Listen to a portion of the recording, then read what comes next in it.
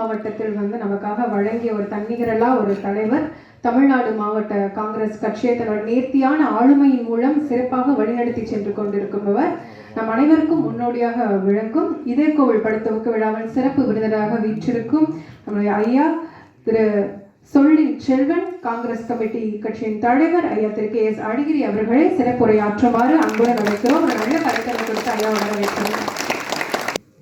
அன்பார்ந்த பெரியோர்களே, தோழர்களே, நண்பர்களே,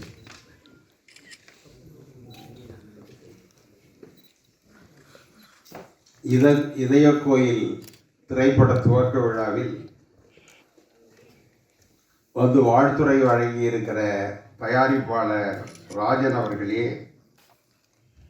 ஆர்பி உதயகுமார் அவர்களே, பேரரசு அவர்களே,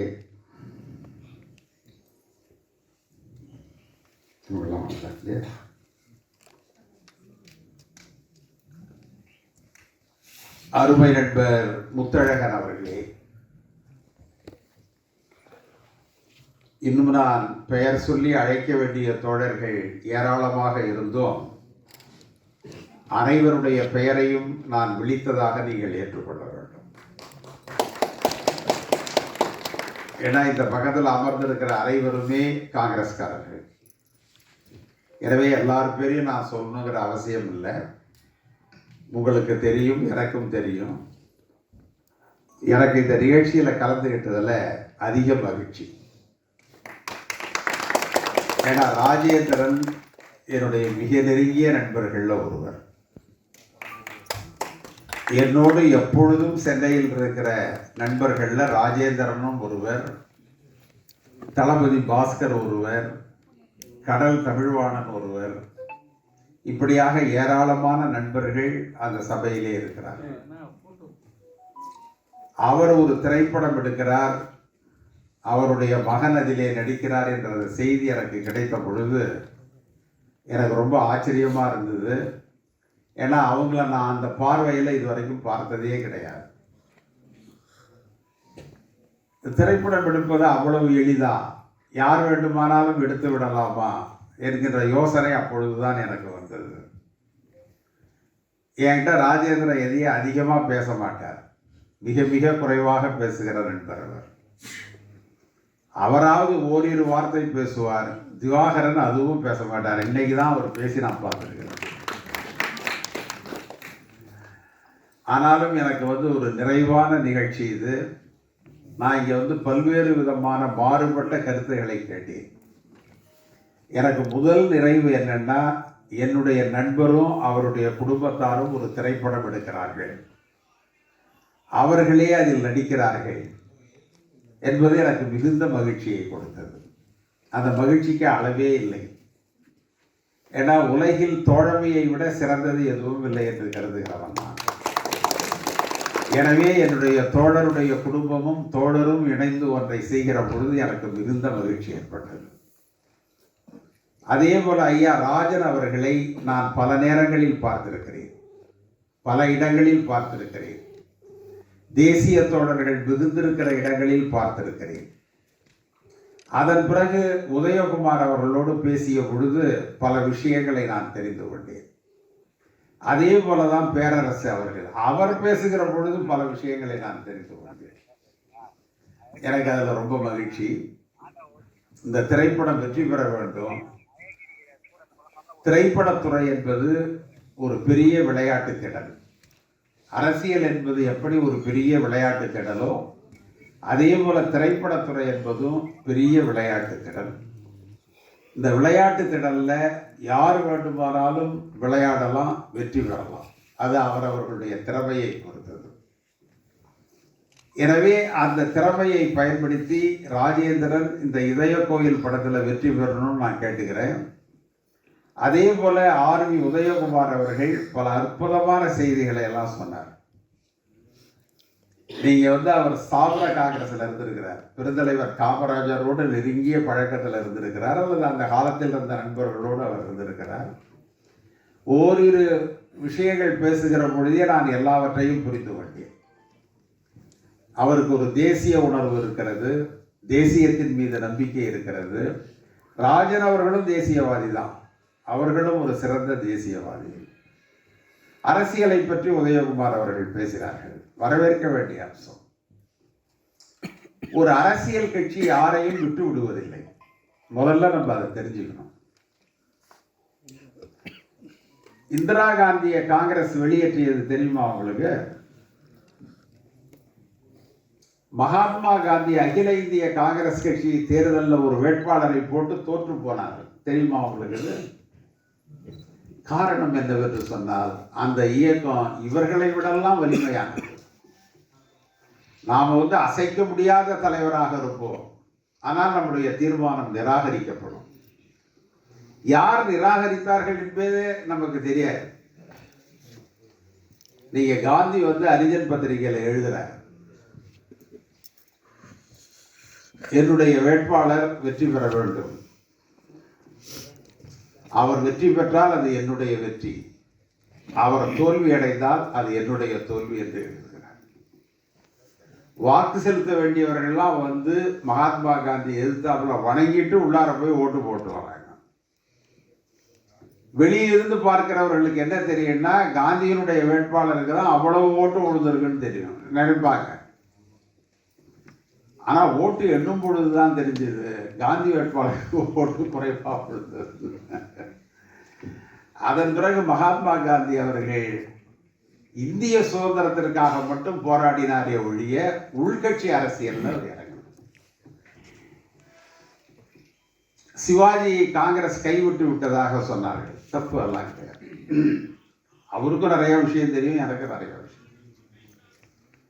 காங்கிரஸ் அவ்வளவுதான் செய்யும், ஒரு அரசியல் கட்சி அவ்வளவுதான் செய்யும். திமுக எம்ஜிஆரை வெளியேற்றியது, எம்ஜிஆர் என்ன போயிட்டாரா? நீங்க அப்படிதான் அதை ஒப்பீடு செய்ய வேண்டும். நீங்க டெல்லி இன்டர்நேஷனல் ஏர்போர்ட்ல போய் இறங்குனீங்கன்னா உங்களுக்கு பல அதிசயங்கள் தெரியும்.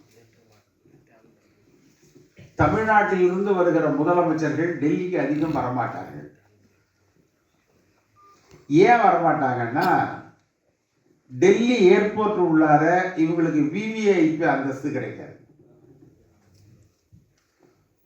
ஜெயலலிதா வருவாங்க, நான் பார்த்துருக்கிறேன், என் கண்ணாலும் பார்த்துருக்கிறேன்.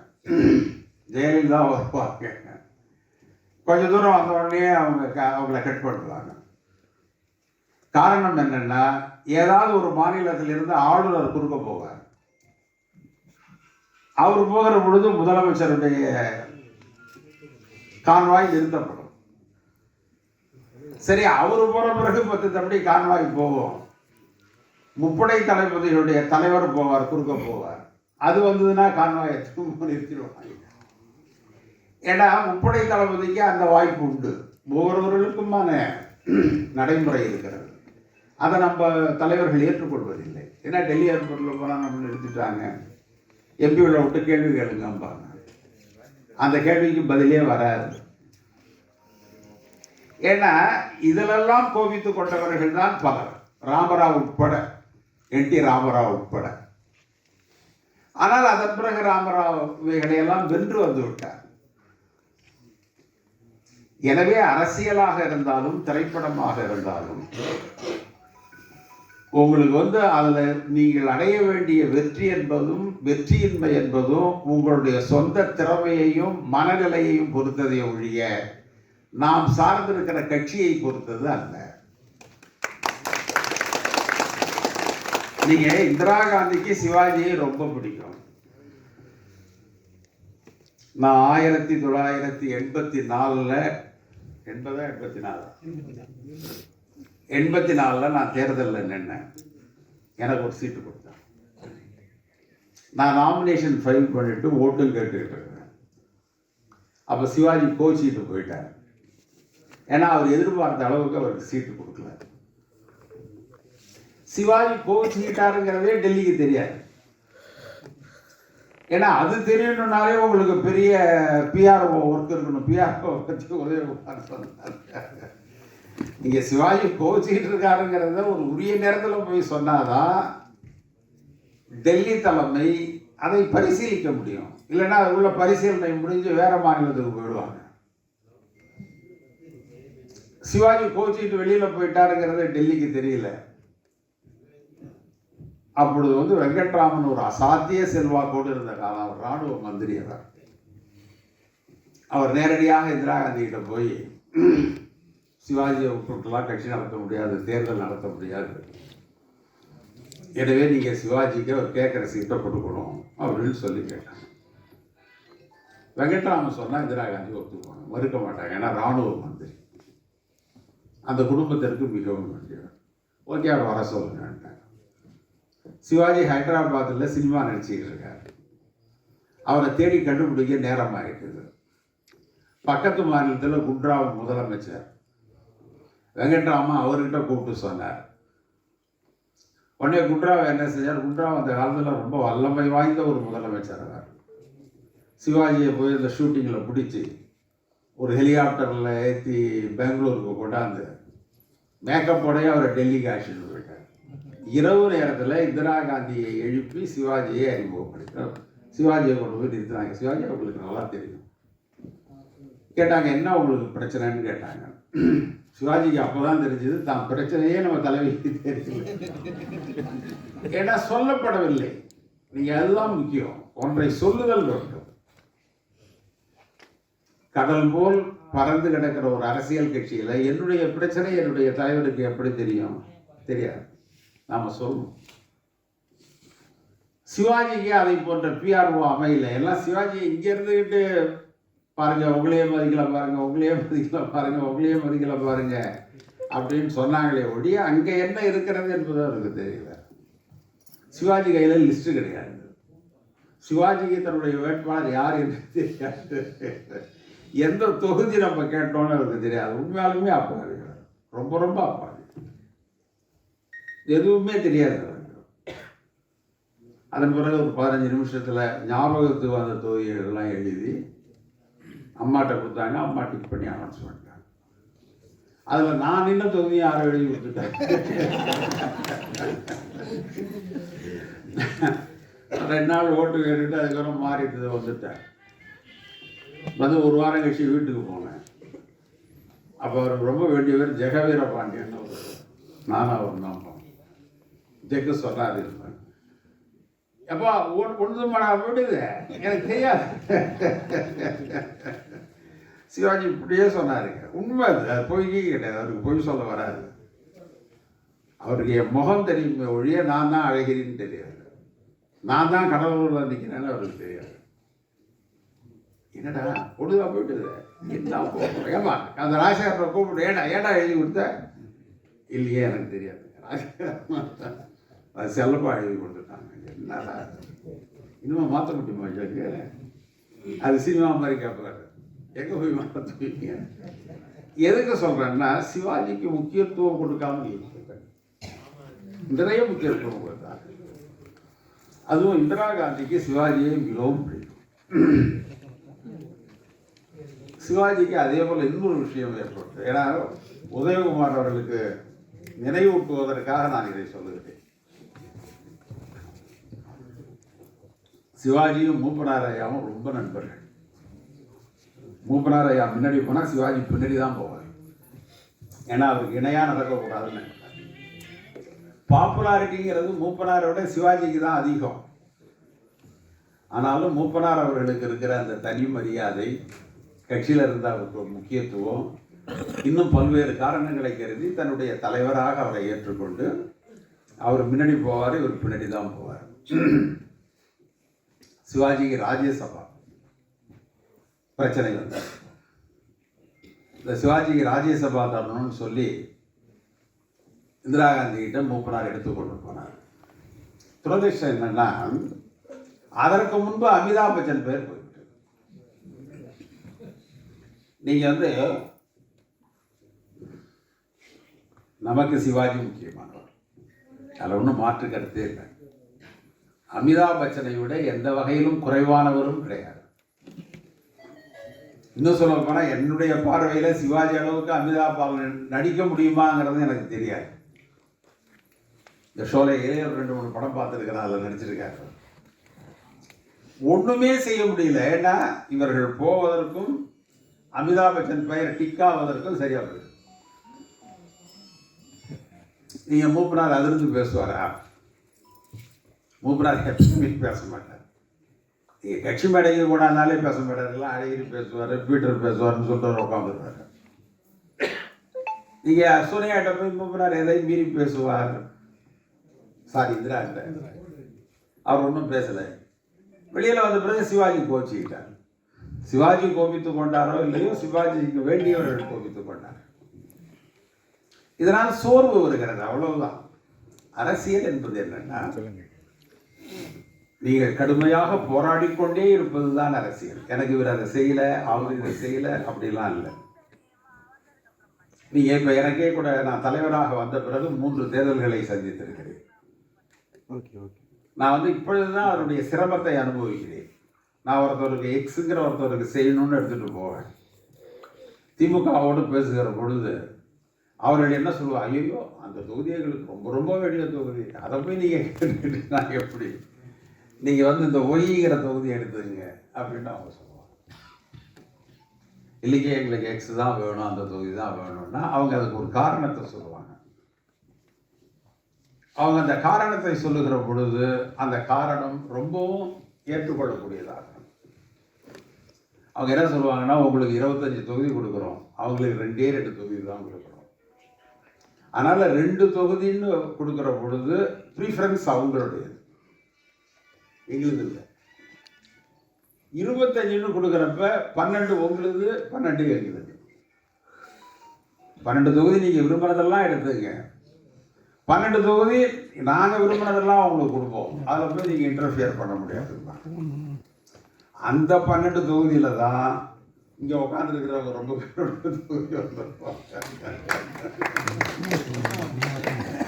நீங்க நமக்கு என்ன சிரமம் தெரியும்னா, என்னடா வாழ்நாள் புறா கூட வந்தாங்க, காரில் உட்காந்துட்டு வந்தாங்க, இந்த 5 வருஷம் நம்ம கூட இருந்தாங்க, இந்த தொகுதியை வாங்க முடியுங்க. அதன் பிறகு வேற சில வேலைகளை செய்யும்.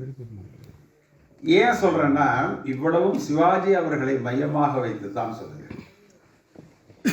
சிவாஜி அவர்கள் நினைத்திருந்தால், அவருக்கு அதை போன்ற ஆலோசகர்கள் கிடைத்திருந்தால், அவர் இன்னும் மேலும் அரசியலில் ஒரு இன்னும் அதிகமான நுணுக்கங்களை அவர் பெற்றிருந்தால், அவர் இந்தியாவிலேயே மிக சிறந்த அரசியல் தலைவராக வந்திருக்க முடியும். நான் தமிழ்நாட்டை மட்டும் சொல்ல, இந்தியாவிலேயே. ஏன் சொல்றேன்னா, இப்ப இன்னைக்கு சிவாஜியும் இல்லை, இந்திரா காந்தியும் இல்லை. இந்திரா காந்தி அம்மா சேர்ல உட்காருவாங்க, நாங்கெல்லாம் கூட கீழே உட்கார மாட்டோம், வேட்டி அழுக்க. சிவாஜி அவங்க காலைகிட்ட உட்காந்துருவார். நீங்க அவருக்கு ஒன்றும் தேவையில்லை. ஆனாலும் அந்த தேசியத்தின் மீது இருக்கிற ஒரு மிகப்பெரிய நம்பிக்கை, விருப்பம், நேரு குடும்பத்தின் மீது இருக்கிற ஒரு நம்பிக்கை, ஒரு அன்பு, இந்திரா காந்தி மீது இருக்கிற ஒரு பாசம், அதுதான். நான் பலமுறை பார்த்திருக்கிறேன். பாண்டிச்சேரியில் தேர்தல் பிரச்சார கூட்டத்தில் கூட அம்மா மேல உட்கார்ந்து இருப்பாங்க, சிவாஜி காலடியில் அமர்ந்து இருப்பாங்க. சிவாஜிக்கும் அம்மாவுக்கும் அந்த அளவுக்கு சிவாஜியை பிடிக்கும், ரொம்ப பிடிக்கும். அவங்க என்ன சொல்லுவாங்கன்னா, எம்மா பேசினாலும் அவர் ரொம்ப சரியா பதில் சொல்ல மாட்டேங்கிறார், அவங்களுடைய ஆலோசகர்களுக்கு அவர் சொல்லியிருக்கிறார். அப்ப ஆர்கே தவான் தான் இந்திரா காந்திக்கு ரொம்பவும் வேண்டிய ஆலோசகர். நீங்க தவான் என்ன சொல்லுவாருன்னா, என்னப்பா உங்களால் ஒன்றும் பேசவே மாட்டாங்களாம் அந்த இந்த சோனியா காந்தி இந்திரா காந்தி வேடிக்கை பார்த்துக்கிட்டு பேசினா தானே தன்னுடைய கிளைம் என்னங்கிறத சொல்லணும்ல, தனக்கு என்ன வேணுங்கிறத சொல்லணும்ல. he is not capable such a level அப்படின்னு சொல்லிட்டு அவரு போயிடுவார். காரணம் என்னன்னா, ஒரு அப்பழுக்கற்ற மனிதர் சிவாஜி. ஒரு அப்பழுக்கற்ற மனிதர். நல்லா புரிஞ்சுக்கணும், அப்பழுக்கற்ற மனிதர்கள் அரசியலில் இருக்கலாமே ஒழிய அரசியல் தலைவராக ஆகும். அதனால ஆர்வி உதயகுமார் இன்னொரு மேடையில் பேசுகிற பொழுது, சிவாஜியை காங்கிரஸ் கைவிட்டு விட்டது என்று சொல்லவே கூடாது. அவரை ஒரு பொழுதும் காங்கிரஸ் கைவிட்டது கிடையாது, கலைஞர்களையும் கைவிட்டது கிடையாது, எந்த கலைஞரையும் கைவிட்டது கிடையாது. நீங்க அமிதாப் பச்சனுக்கும் சோனியா காந்திக்கும் இல்லாத பழக்க வழக்கங்களா? இல்லை, சோனியா காந்திக்கு மிகவும் வேண்டியவர் அமிதாப் பச்சன். அவங்க திருமணத்தை நடத்தி வைத்தவர். ராஜீவ்காந்தி சோனியா காந்தி திருமணத்தை நடத்தி வைத்த ஓரிருவரில் அவரும் ஒருவர். கலைஞர்கள் சில சமயங்களில் அஞ்சுவார்கள், அரசியல்வாதிகள் அஞ்ச மாட்டார்கள். அதுதான் வித்தியாசம்.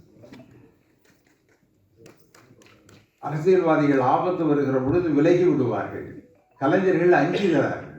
அமிதாப் பச்சனுக்கு பயம். யாரை பார்த்து? அப்ப போய் என்ன செய்ய முடியாது? அதுக்கு போய் ஒன்றும் செய்ய முடியாது. எனவே இதை போன்ற நிகழ்வுகள் உண்டு. இன்னைக்கு இது சப்ஜெக்டே கிடையாது. நீங்க உதயகுமார் மட்டும் இதை பேச பொதுவான கருத்து சிவாஜி விட்டுட்டாங்களே அப்படின்றது பொதுவான கருத்து. நீங்க காங்கிரஸ்ல உள்ள சிறப்பம்சம் என்னன்னாங்க, நீங்கள் எதை சொன்னாலும் அவர்கள் அதற்கு பதில் சொல்ல மாட்டாங்க. இப்ப நான் இந்த ஊருக்காரன், உதயகுமார் இந்த ஊருக்காரர், இந்த மேடையில் அமர்ந்திருப்பவர்கள்லாம் நம்மவர்கள் என்கின்ற நம்பிக்கையில நான் இதை பேசுறேன். நீங்க டெல்லிக்கு போனீங்கன்னா சொன்னீங்கன்னா கேட்டுட்டு அவங்க பாட்டு போயிடுவாங்க. உங்களுக்கு ஒரு சந்தேகமா இருக்கும், அவன் காதுல உழுந்துதா ஒழியான்னு கூட உங்களுக்கு. ஏனென்று சொன்னால் பதில் சொல்வது அரசியலாகாது, கேட்டுக்கொள்வது மட்டும்தான் அரசியல். நீங்க எல்லாருக்கும் பதில் சொல்லனா அதுக்கப்புறம் அதில் குழப்பம் முடியும். காமராஜரையும் பதில் சொல்ல மாட்டார், ஆகட்டும் பார்க்கலாம். ஏன்னா என்ன நடக்குங்கிறது அவங்களுக்கு தெரியாது. என்ன நடக்கும், எது நடக்கும், எப்படி நடக்கும், இதுல நம்மால் எவ்வளவு செய்ய முடியும், நம்முடைய பங்களிப்பு என்ன என்பது காமராஜரை போன்ற மிகப்பெரிய தலைவர்களுக்கே தெரியாது. என்ன நம்மவர்களுக்குள்ள ஒரு சிறப்பு என்றால், நான் உங்களுக்கெல்லாம் ஒன்று ஞாபகப்படுத்துறேன். உலகத்திலேயே ஒரு அரிய புகைப்படம் இருக்கு, ரொம்ப பேர் பார்த்துருப்பீங்க. காமராஜர் ஒரு கதர் வேட்டி கட்டி கொண்டு ஒரு மர நாற்காலியில் உட்கார்ந்தார். இந்த பக்கம் இந்திரா காந்தியும் இந்த பக்கம் மொராஜி தேசாயும் நின்று கொண்டு காமராஜரை கும்பிடுவார்கள். நீங்க இது தமிழர்களுக்கு ராஜராஜ சோழனுக்கு கூட இந்த மரியாதை கிடைத்தது கிடையாது. நாம் சொல்றோம்ல, தமிழர்கள் மிகுந்த மரியாதையை பெற வேண்டும் என்று. அந்த மரியாதையை பெற்ற முதல் தமிழர் பெருந்தலைவர். ஏன்னா இந்த இடத்துல நான் இந்திரா காந்தியையும் மொராஜி தேசாயையும் எப்படி பார்க்கிறேன் என்றால், ஒரு காங்கிரஸ் தலைவர்களாக பார்க்கவில்லை. ஒரு வடவர்கள், வட இந்தியர்கள், இந்த காங்கிரஸ் கட்சியை கையிலே வைத்திருக்கிறவர்கள், இந்த தேசத்தை வைத்திருக்கிறவர்கள், பிரதம மந்திரிகளாக இருக்கிறவர்கள், இந்த நாட்டினுடைய தலையெழுத்தை முடிவு செய்யக்கூடியவர்கள். அவங்க யாரை பார்த்து கும்பிட்டுக்கிட்டு நிற்கிறாங்கன்னா, உட்காந்துக்கிட்டு கும்பிட்டா கூட பெரிய விஷயம் இல்லை, நின்று கொண்டு கும்பிடுகிறார்கள் என்றால் ஒரு சாதாரண தமிழ், ஒரு சாதாரண தமிழகத்தை சார்ந்த ஒரு தலைவன், ஒண்ணுமே இல்லாத ஒரு தலைவன், சொத்து கிடையாது, சுகம் கிடையாது. நீங்க உங்களால கற்பனை செய்ய முடியுமா? அது மாதிரி புகைப்படத்தை நீங்க பார்க்க முடியுமா? எங்களை மாதிரி அரசியல்ல இருக்கிறவங்களுக்கு தான் அந்த புகைப்படத்தினுடைய அருமை தெரியும். இன்னைக்கு கூட நீங்க டெல்லியில போய் ஒரு பெரிய தலைவருடைய பிஏ அப்பாயின்மெண்ட் வாங்கி பார்த்துட்டு வந்துட முடியாது, நேரம் இருக்காது. ஆனால் பெருந்தலைவர் காமராஜர் அந்த காலத்துல அவ்வளவு உயர்ந்த இடத்தை அடைந்தார் என்றால், அரசியல்ல அவருக்கு இருந்த அசைக்க முடியாத அந்த ஆளுமைதான் அவர்கள். அந்த திறமைகள் எல்லாம் நமக்கு இருக்கிறது, இல்லைன்னு சொல்ல முடியாது. நம்மிலும் இருக்கிறவர்கள் அப்படி வரலாம். இந்த திரைப்படத்தின் மூலமாக உதயகுமார் தான் சொன்னார், நல்லா நடிச்சு காங்கிரஸுக்கு பிரச்சாரத்துக்கு போகணும்னு சொல்லி சொன்னார். நன்றி. அதுக்காக இந்த படம் நன்றாக எடுக்க வேண்டும், வெற்றி பெற வேண்டும். நான் ராஜேந்திரனுக்கு ஒரு சின்ன இலவச ஆலோசனை ஒன்று சொல்லுகிறேன். உதயகுமாரையும் ராஜன் அவர்களையும் உதயகுமார் அவர்களையும் பேரரசு அவர்களையும் இலவச ஆலோசகர்களாக அவ்வப்பொழுது வைத்துக் கொள்ளுங்கள். இந்த திரைப்படம் வெற்றி பெறுவதற்கு, ஏன்னா அவங்க ரொம்ப எளிமையானவர்கள், ரொம்ப ரொம்ப எளிமையானவர்கள், எனக்கு அது மட்டும் தெரியும். இந்த முயற்சி வெற்றி பெறக்கூடிய முயற்சி. இந்த மூவரும் இங்கே வந்து அமர்ந்திருக்கிறார்கள். இப்போ எங்களுக்கெல்லாம் ஒன்றும் தெரியாது இதை பற்றி. அவர்களுக்கு நன்றாக தெரியும். அவர்களுடைய ஆலோசனையை கேட்டு அதன்படி நடந்து வெகு விரைவில் இந்த திரைப்படம் வெளியிட வரணும். அதை வந்து வெளியிடுகிற பொழுதும் இதே போல ஒரு மிகப்பெரிய நிகழ்ச்சியை நாம் நடத்தணும். இன்னும் பெரிய தலைவர்களை டெல்லியிலிருந்தும் தமிழ்நாட்டிலிருந்தும் நம்ம அழைக்கணும். எல்லாரும் வரணும். அந்த வெற்றியை ஈட்ட வேண்டும் என்று கேட்டு விடைபெறுகிறேன். நன்றி. தமிழ்நாடு காங்கிரஸ் கமிட்டியின் தலைவர் ஐயா திரு கே எஸ் அழகிரி அவர்களுக்கு நம்முடைய நன்றியை தெரிவித்துக் கொள்கிறோம். இந்த சன் ஸ்டார் இதய கோவிலின் பட துவக்க விழா மிகச் சிறப்பாக நடந்து முடிந்திருக்கிறது. விழா சிறக்க பணித்த அத்தனை பேருக்கும் எங்களுடைய நன்றியை தெரிவித்துக் கொள்ளலாம். ஒரு நல்ல கைத்தட்டல் கொடுத்துடலாமா? எல்லாத்துக்கும் அவங்களுடைய வாழ்க்கையிடலாம். இந்த இதய கோவில் வந்து வெற்றி கோவிலாக மாற வேண்டும் என்ற வாழ்த்துக்களை தெரிவித்துக் கொள்ளலாம். ஊடக நண்பர்கள் அனைவருக்கும் என்னுடைய நன்றியை தெரிவித்துக் கொள்கிறேன். மிக்க நன்றி.